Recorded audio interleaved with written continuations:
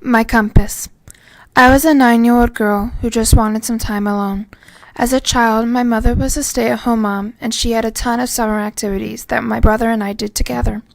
They included things like baking cookies to making tie-dye t-shirts, and the activity I dreaded the most was doing homework that she found or created for us so we would stay ahead of the class. I also didn't see another kid for most of the summer, and little brothers can be suffocating. So I found an escape plan that my brother couldn't ruin. Luke couldn't go get the mail or go by the creek by himself because he was too little, and I was barely old enough to go alone. My mother made it clear to me that it was a privilege, not a right to go down to the creek, and that I had to be very careful. The East Branch Salt Creek was a special place to me because it became my refuge. I started to go down to the creek back in 2006 when I was 9 years old. Since we lived in the middle of nowhere and we owned part of the creek, I knew it would be a place where I could be alone. I would head down to the creek with my 2 dogs, Jasmine and Lolly. No little brothers allowed. Jasmine was a purebred English Springer Spaniel. She was a medium-sized dog with black and white patches.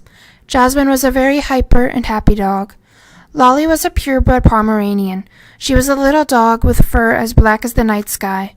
Lolly was a loyal dog, never leaving my side unless I told her to or she saw something potentially dangerous. I also would bring my most advanced and precious piece of technology that held all of my favorite songs, my Clickwheel iPod 360. I would skip down my gravel driveway and onto the gravel road, look both ways for traffic, then turn a right past my mailbox and walk onto my bridge. The bridge was built by the Tama County Secondary Road Department, and they also did the yearly maintenance, which included plowing snow, hauling rock, grading, and moving roadside shoulders. It had a wooden and steel base covered in gravel, and the 2 sides had steel rails with wooden posts holding them up. My road got little to no traffic. The only reason my bridge was built was for the 3 families living on the street and for the farmers to get to their fields.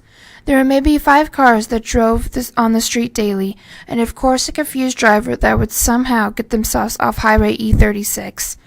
There would be more traffic from farmers during planting season, usually April to May, and also during harvest time, usually October to November. My home and the creek were surrounded by corn and soybean fields, and when I was on the bridge playing, I got a lot of attention during planting season and harvest time.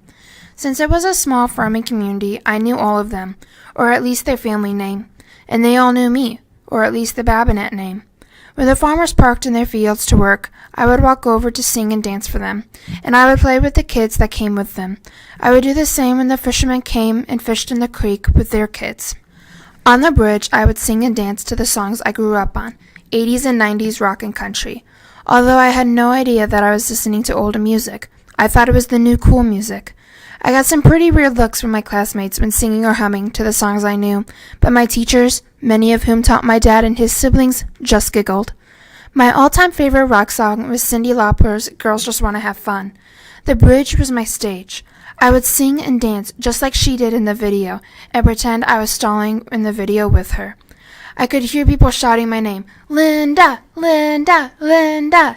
Cyndi Lauper and I were whipping our hair back and forth before Willow Smith even became famous.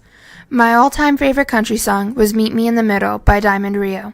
I would fantasize about meeting a nice country boy and spending our lives together. Although as I got older, I saw my older cousins going off to college, and my childhood fantasy changed into wanting to go to college. As my dogs and I danced on the road, some of the gravel rocks would plop into the water below. At the beginning, this would scare me. I can't swim. However, I began to love that song, the song of nature. It was at this time that I got more involved in my church faith formation classes, and one of the most interesting things that I learned about was creation. The story of creation is very important to the farmers of Cloutier. They would contemplate on everything that God had blessed them with, and they never took it for granted. Asking God for help with a successful crop was always a part of Mass, as well as thanking Him for what He gave us. When I got into middle school, I would go out the creek just to listen to the songs that nature made. I was always in wonder of the songs I heard because I knew that God had wrote them, and I would contemplate what God wanted me to learn from each of His songs. I would ponder this sitting on the ledge of the bridge, swinging my legs over the water and throwing in pieces of gravel. I listened to the plops and made my own rhythms to how I threw them in. In some small way, I was composing the song with God. I would throw in sticks, pieces of scrap metal, anything I could just to hear the new sounds. I would also hear God's other melodic sounds of nature. The sounds of the goldfinches, the robins, sparrows, and even a cardinal every now and then. Deer were also a common sight, and they seemed to care very little about me. They would stare, but quickly go back to eating the grass.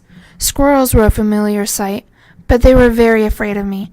As soon as I stepped foot on the bridge, they would scurry away to hide in the canopy of walnut trees. There were beavers underneath the bridge, and every so often you could see another tree that was chopped down by one of nature's lumberjacks. Seeing other dogs and cats always meant trouble. My dogs would go into full attack mode, doing anything to protect their mistress. They ended up either scaring the dogs off or killing the cats. The water in the creek was always changing, always bringing something new. The creek would rise and fall with the rain. It ranged from a shallow stream to what could have been confused as a small river, but we never worried about a flood since we lived on a hill.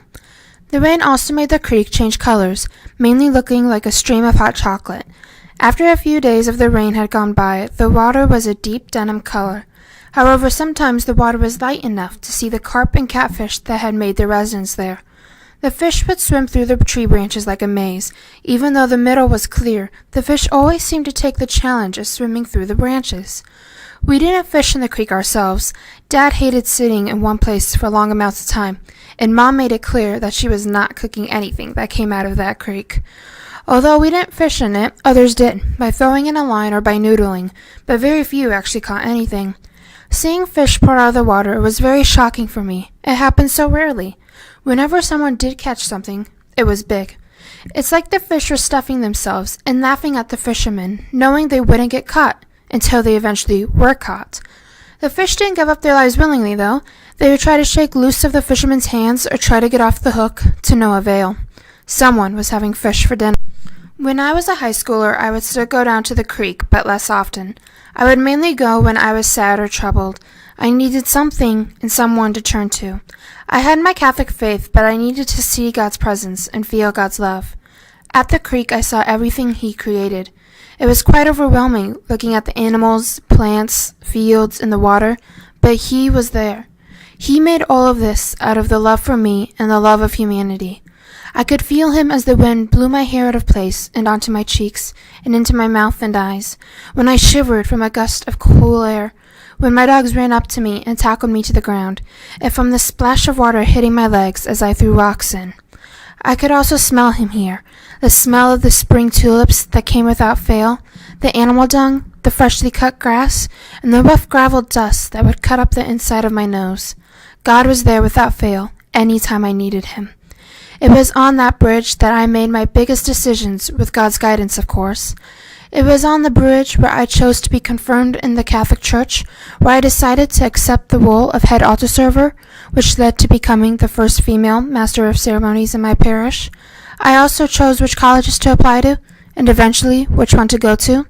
It was here where I decided to accept the role as my brother's confirmation sponsor, to help guide him in the Catholic Church. This bridge helped make many of the decisions that have influenced where I am today and where I will go. When I get to the bridge, my mind is always spinning, like a compass over a magnet. But when I would leave, I would know which course to take, which arrow to follow. The bridge was a space where I was not afraid to be me, where I was not afraid of the stresses of growing up. Although stuck in its place, this bridge has helped me move and grow. The water under the bridge was always flowing, and it took my troubles and worries with it.